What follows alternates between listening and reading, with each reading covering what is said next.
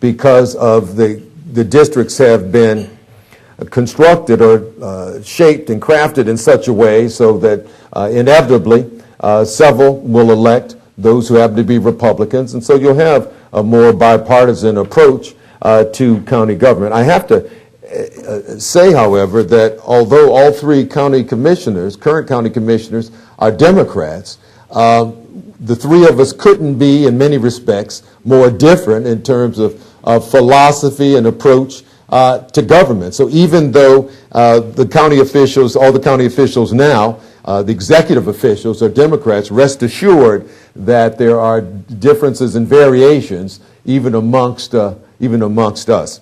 But we will have, and let me say this, ultimately it's the decision and determination of the electorate who's going to serve in these positions. And if those who are independents or Republicans or the Green Party or, I better stop there. If you mention socialists, you get in trouble. Whatever party, we're going to have I think there's going to be a tremendous amount of attention that's going to be focused over the next 7 or 8 months over who are going to be the next set of leaders in county government, so people will have their opportunity to be heard regardless of their political party. So, but ultimately, it's going to be the choice of the voters, and hopefully voters will focus on those things that are most important. Not how familiar somebody's name is, not how much money they're able to spend, but their record and their ideas for moving this county forward. If the electorate focuses on that, then we'll have a wonderful group of leaders to take us in to the next decade and into the future. Thank you for your education about the county. I learned a lot.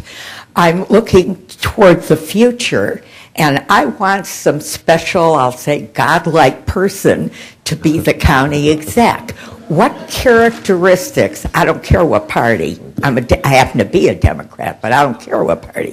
What characteristics, personal professional background, experience, whatever you have, I don't mean to limit it, do you think the new county exec should have?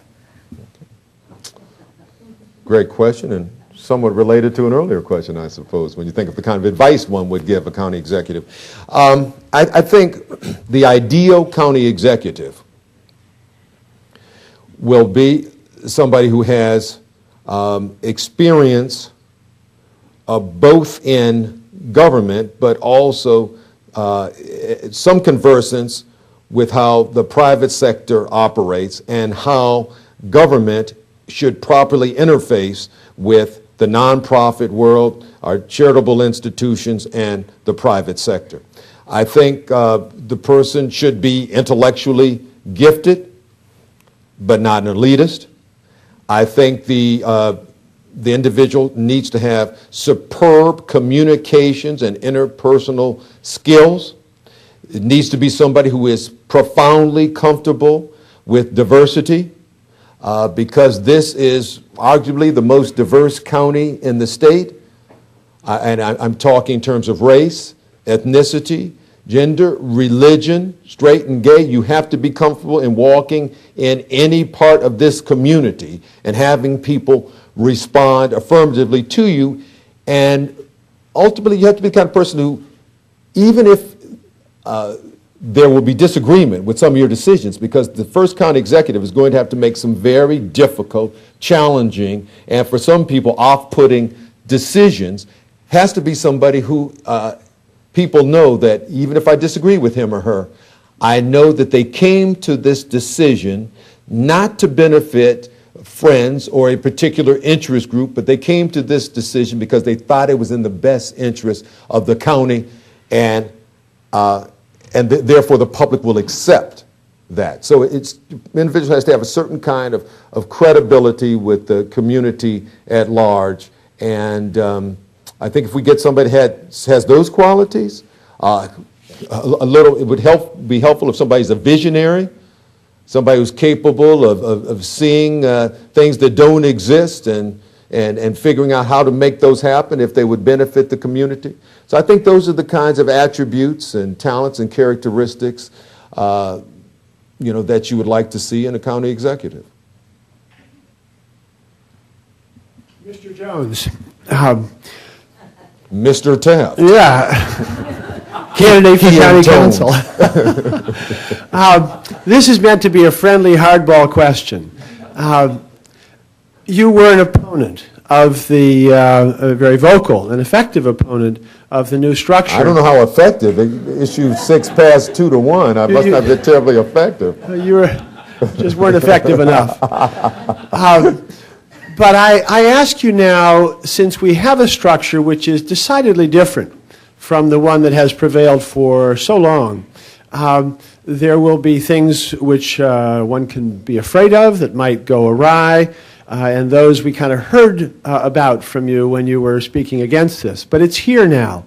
What aspect of the new structure most encourages you? What single thing would you point to as an aspect of our new way of governing ourselves for which you hold the highest hopes for achieving some value which was harder to achieve under the old form of government? Well, first let me say one of the benefits probably of the enactment of Issue 6, at least there's a certain energy in the community. You see it in political circles. I hope it's radiating beyond that. Anytime you have an opportunity for a new start or fresh start. There have obviously been scores of candidates who've expressed an interest in running for county executive or county council, and that's always healthy for democracy. So I applaud that, whether an intended or unintended benefit of the Issue 6 and charter campaign. That is something that I think is positive. One of the features of